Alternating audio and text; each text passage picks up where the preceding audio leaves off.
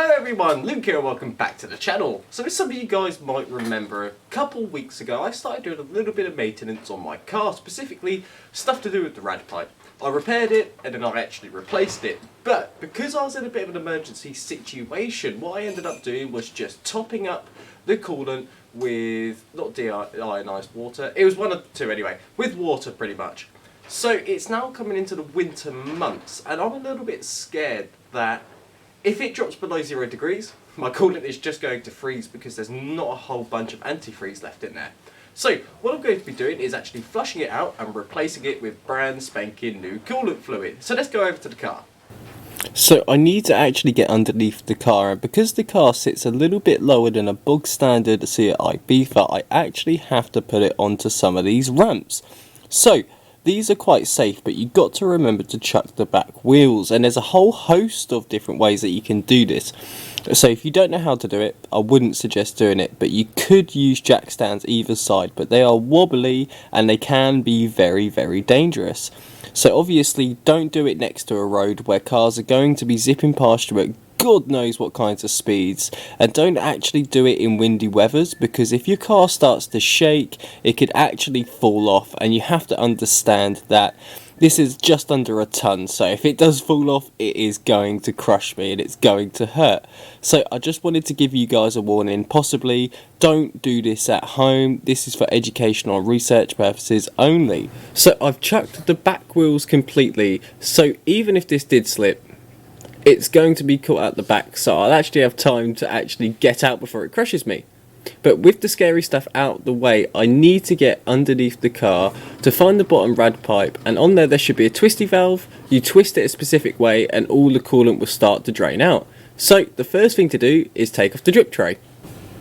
Okay, so now the drip tray is removed. This was actually really easy. So it was 1, 2, 3, 4, 5, 6 screws, and on this side there was just this clips, and if you just lift it up and pull it out it should come out, and it is really just as easy as that. So let's get on with it.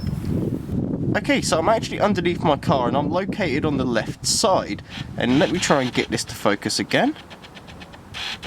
And you can see this pipe right here that comes down, this is the pipe that we need to drain from. So right here is a twisty valve and I twist that to my right. And as you can see, the coolant just starts to drain. So what I'm going to do is just leave this here for around, I don't know, 20 to 30 minutes, come back to it, check the reservoir and make sure that all the coolant is actually drained.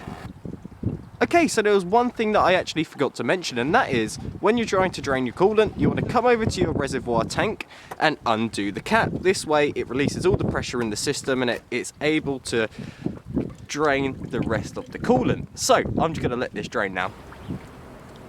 Okay, so I have to do this clip again because the wind noise is just unbearable, but hopefully I won't miss anything. So ignore the full reservoir full of coolant and let's just pretend it's empty for the time being. But the next step is to actually do a coolant, something called a coolant flush. And what that is, it just basically cleans your coolant system out. And there's only one way you can do this, but there's a whole bunch of additives that you can actually get which help with this. And the first one that pops to my head is called Holt's Rad Clean.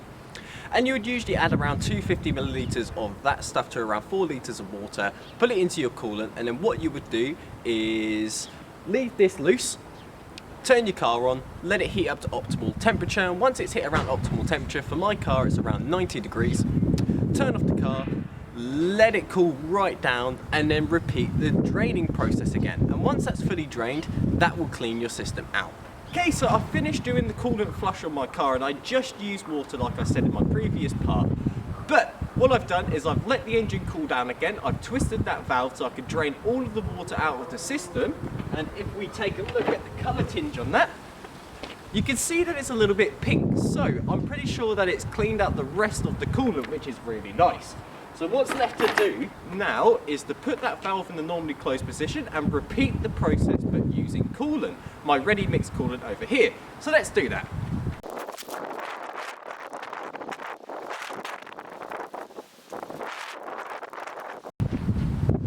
And there we go, now it's in the normally closed position. What I'm going to do is remove my cap, get me coolant and top it up to the maximum line. Then what I'm going to do is screw the cap on 3 times start the car up, and that means it's able to push all of the air bubbles out through the reservoir, and that means the coolant is going to be able to circulate around the system really nicely.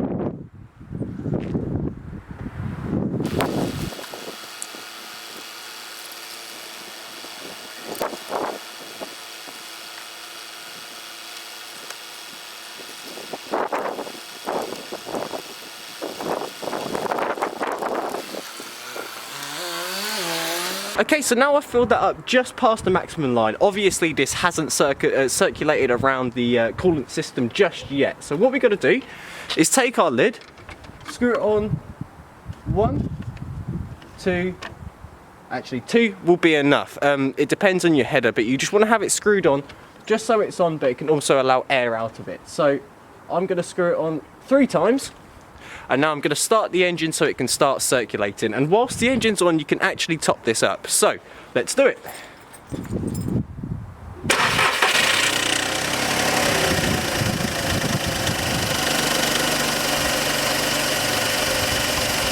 And as you can see, it's starting to drain it. So, we need to take this off. And continue topping it up.